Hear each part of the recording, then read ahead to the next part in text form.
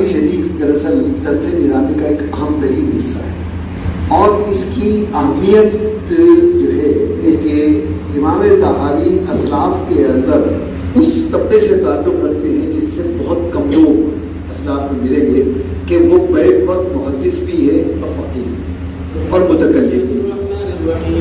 الحمد لله رب العالمين والصلاة والسلام على سيد الأنبياء والمرسلين وعلى آله وصحبه أجمعين، أما بعد إن أصدق الحديث كتاب الله وأحسن الهدي هدي محمد صلى الله عليه وسلم وخير الأمور محدثاتها وشر الأمور محدثاتها وكل محدثة بدعة وكل بدعة ضلالة وكل ضلالة في النار. وبإسناد المتصل منا إلى الشيخ الإمام في الحديث أبي جعفر أحمد بن محمد الأزدي البصري الطحاوي رحمه الله تعالى: اللهم انفعنا وارفعنا بعلومه وعلومكم أجمعين آمين يا رب العالمين. أنه قال: كتاب مناسك الحج باب المرأة لا تجد محرما هل يجب عليك فرض الحج أم لا؟ وبه قال: حدثنا يونس بن عبد الأعلى قال: سنا سفيان بن عيينة عن عمرو سمع أبا معبد قول ابن عباس رضي الله تعالى عنهما يقول: قال ابن عباس رضي الله تعالى عنهما: قال رسول الله صلى الله عليه وسلم الناس فقال: لا تصادر امرأة إلا ومع هذا محرم ولا يدخل عليك رجل إلا ومع هذا محرم. فقال يا رسول الله صلى الله عليه وسلم: إني قد كنت في كذا وكذا. الحمد لله رب العالمين والصلاة والسلام على سيد المرسلين وعلى آله وأزواجه وأصحابه أجمعين، أما بعد. رب اشرح لي صدري ويسر لي أمري واحلل عقدة من لساني يفقهوا قولي. صدق الله العظيم. علماء عزیز، آج الحمدللہ یہ کہ آپ مقام نصف پہ پہنچ گئے ہیں. تعلیم کے آدھا راستہ طے ہو گیا، آدھا راستہ باقی ہے. انشاءاللہ وہ بھی اسی کامیابی کے ساتھ پورا ہوگا. اور جب کسی کتاب کا افتتاح ہوتا ہے تو ظاہر ہے کہ وہ قدم آگے بڑھنے کے مترادف ہے، اور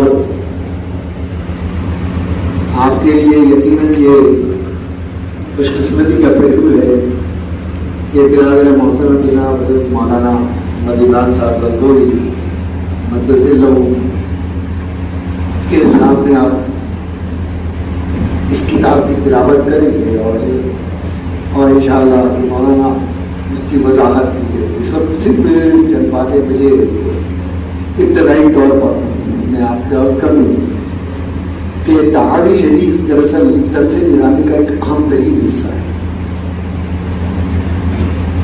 اور اس کی اہمیت جو ہے وہ یہ ہے کہ امام تحاوی اسلاف کے اندر اس طبقے سے تعلق رکھتے ہیں جس سے بہت کم لوگ اسلاف میں ملیں گے کہ وہ بیک وقت محدث بھی ہے اور فقیہ بھی تو اور متکلم بھی ہے. یہ کہ محدثین ان کو امام اور حافظ کے نام سے القاب سے یاد کرتے ہیں، اور فقہا ان کو منتسب اور مجتہد کے اور دونوں طبقات کے اندر امام تحاوی کا جو مقام اور مرتبہ ہے وہ بہت بلند اور پاس ہے. یہ دوسری صدی ہجری اور تیسری صدی ہجری کے عالم ہے. سن 239 میں ان کی پیدائش ہے. مصر کا ایک مقام ہے طحا کے نام سے. یہ کہ بڑا ایک سرسبز و شاداب علاقہ ہے، اور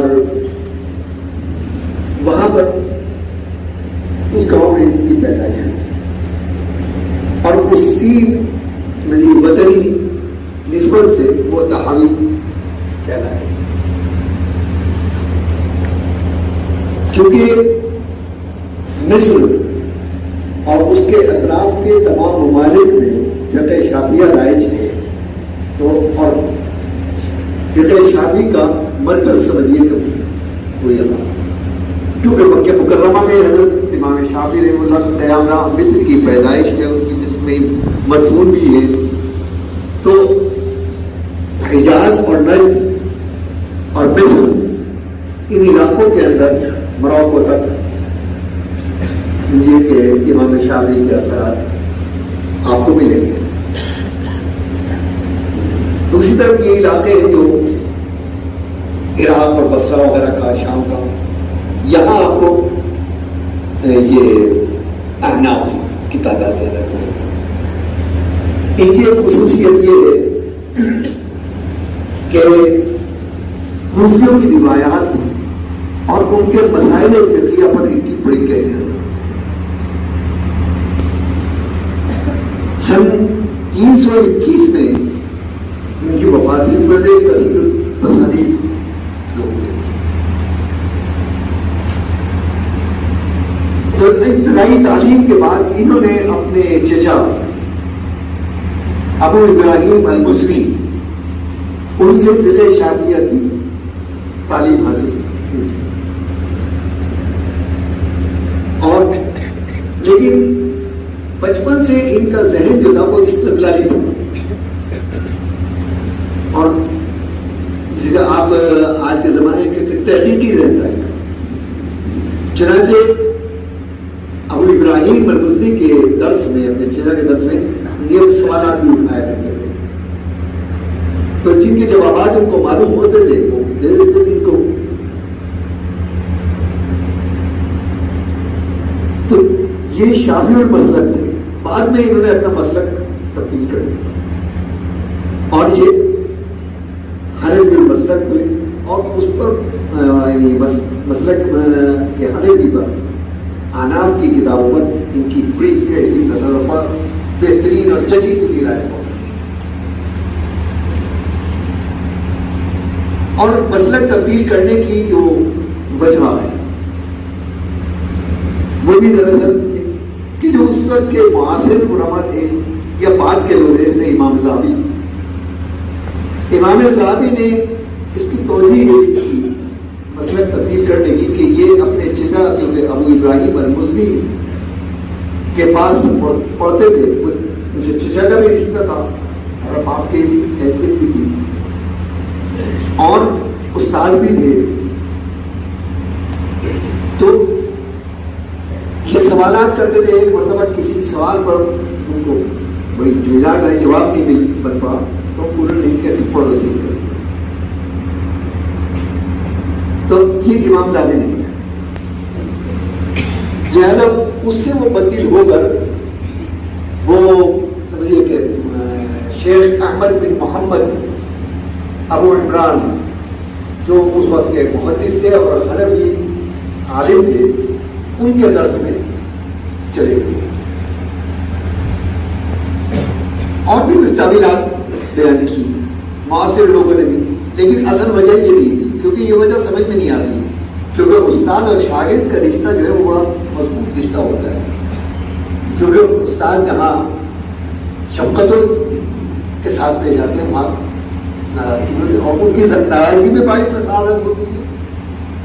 تو یہ کیسے ہو سکتا تھا کہ استدلالی یا تحقیقی ذہن رکھنے والا شخص اتنی چھوٹی سی بات پر درس سے چلے جائیں، اور نہ صرف درس سے چلیں گے بلکہ مسلک بھی تبدیل کرتے ہیں، یہ بات سمجھ میں نہیں آتی۔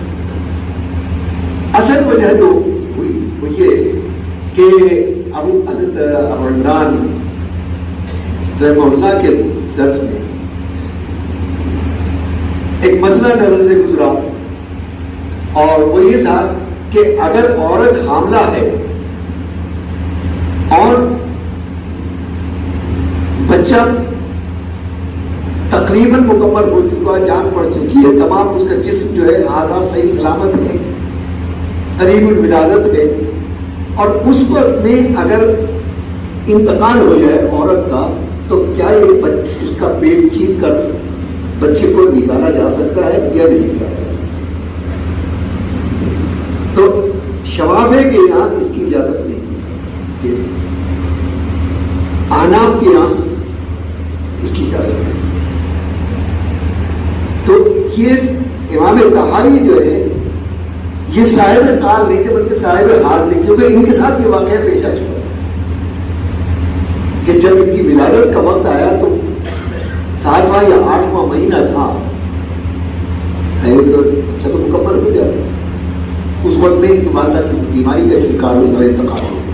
اب مسئلہ یہ تھا کہ ہر طرف پورا خاندان, پورے بستی کے لوگ اور دور دور تک سب شوابے نئے شوابے نہیں. تو اب یہ مسئلہ اس میں اس دور کے ایک عالم تھے, انہوں نے کہا کہ ایسے موقع پر جان بچانے کے لیے مسلک کی تبدیلی کر لینا کوئی اجازت نہیں ہے. امام شاہ ابو حنیفہ کے یہاں کیونکہ اس کی اجازت ہے, لہذا اس مسلک پر عمل کرتے ہوئے اس بچے کی جان بچا دی جائے, اور جہاں سے وہی ہوا. تو جب یہ روایت ان کے نظر سے گزری تو انہوں نے کہا کہ میں ایسے شخص کی انتباہ کیسے کروں کہ جو مجھے ہلاک کرنے کے درمیان. تو یہ ذہن بنا. دوسرے کچھ ان کے اپنے اشکالات تھے اور مدبرات تھے.